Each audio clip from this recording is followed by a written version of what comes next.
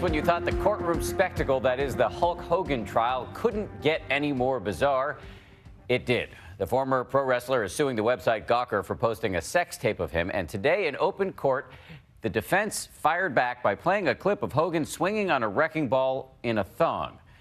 Here's ABC's Lindsay Janis. You eventually had sexual relations with Mr. Boyle? Yes. It's the case with huge implications for celebrity privacy. Do you recall the number of encounters that you had with him? To the best of my knowledge, I can think of 3 times that I remember. Private moments splashed all over the web and then all over the media. There's a tape of you, Heather. First off, I've never made a tape. I've never said, you swear you were not in on this. I swear to God I wasn't. But as ever more revealing and personal details spill out of the Hulk Hogan trial, now in its 9th day.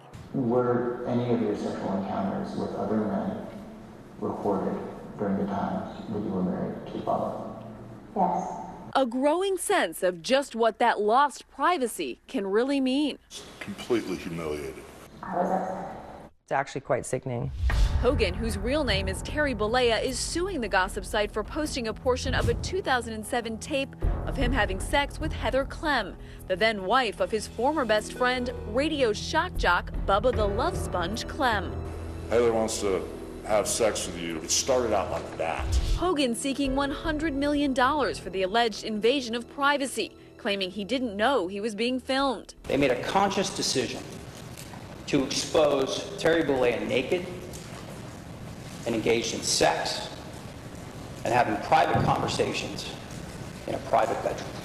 Gawker arguing that publishing a portion of that sex tape is protected by the First Amendment. And as journalists, they can cover the private matters of public figures. This case is really about a news organization's ability to join a national conversation on a topic that's in the news. In this particular case, Hulk Hogan spent years talking in graphic detail about his sex life.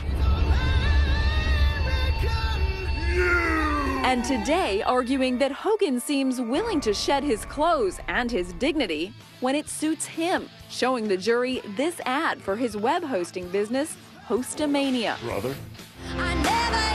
A parody of Miley Cyrus's Wrecking Ball. Did you find that doing that ad embarrassing? It was kind of embarrassing, but I had only 3 people in the room with me when I sat on the wrecking ball with the tea bag on. Did it work? Yes. How do you know?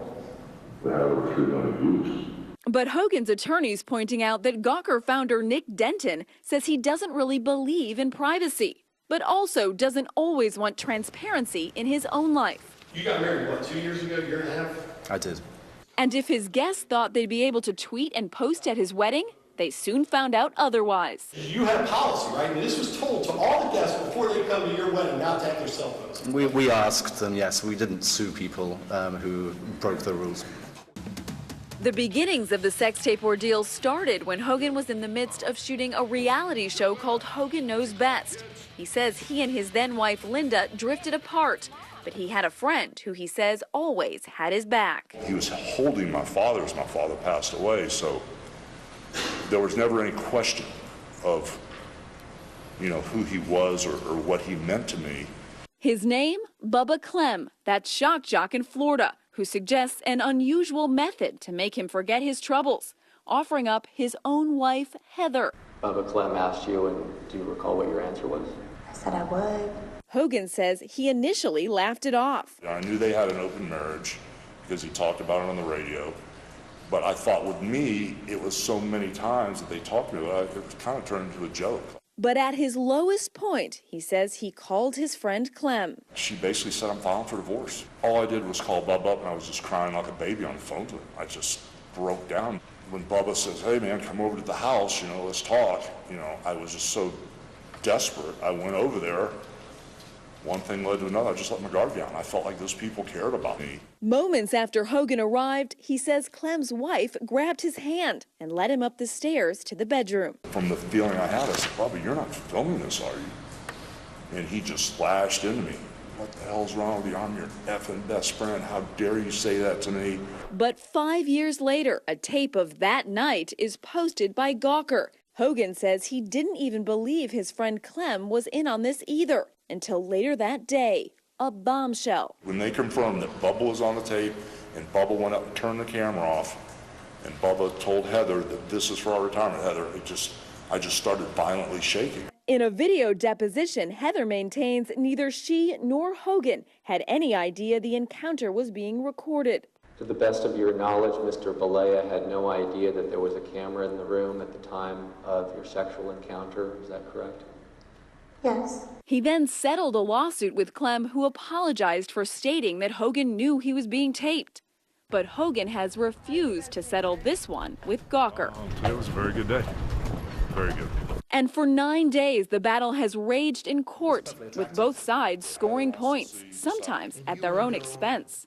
Gawker's former editor-in-chief A.J. Delario seemed to contradict parts of Gawker's defense, that the tape was newsworthy and their decision to publish covered by the First Amendment. The fact that Mr. Balea was taped having sex with his best friend's wife wasn't the noose hook for your piece, was it? No, not necessarily. And you put that out in the public because you believed it was true and it was interesting, right? Yes. And it didn't really matter whether or not it was a morbid and sensational prying into people's lives for its own sake. That didn't matter, you did it. No. Later, the judge asking Denton to respond to this final question from the jury. If the video was gratuitous, would you still believe it was covered under the First Amendment? No, I wouldn't. Nick saying, that anything gratuitous isn't covered by the First Amendment. I think everybody understands our position, and they actually sound like they were on our team. Hogan getting caught in some alleged discrepancies, too. Heather wants to have sex with you, or Heather wants to see the size of your. It started out like that, and then Heather just kind of started walking to the bedroom, pulling my hand, and I walked with her. But does Heather's deposition contradict that? Did you ever say to Mr. Balea, I want to get with you, I want to do this and that and the other stuff, I want to have sex with you? Not that I recall. Will the alleged inconsistencies be enough to make a jury doubt him? If these jurors don't like and trust Hulk Hogan, that could have a big impact on the potential damages here. But if he wins, it will likely set a precedent. If Hulk Hogan wins, it'll certainly have a chilling effect on publishers who want to publish even a small snippet of a sex tape. Hogan's team hoping to rein in a new media frontier. The internet is this Wild West territory as it concerns the media. There don't appear to be the same rules to some people, and they have to understand they are bound by the same ethics, and they are bound by the same rules, and they're bound by the same laws. Closing arguments are expected to begin Friday morning. For Nightline, I'm Lindsay Janis in St. Petersburg, Florida.